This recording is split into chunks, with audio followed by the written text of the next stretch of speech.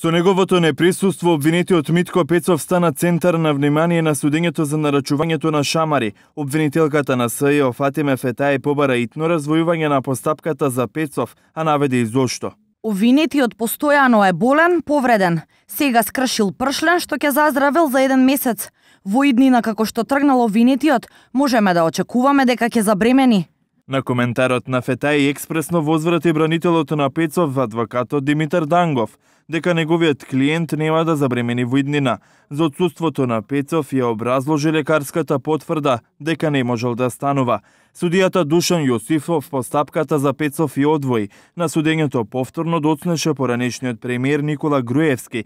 Фетаи за него побара итно стражарско приведување, но Груевски во истиот момент се појави во судницата.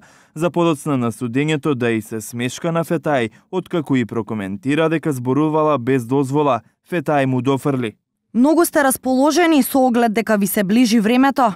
Рангелова намаса кај Шиповик, а толпата кон советниците мавала со јајца, домати и камења.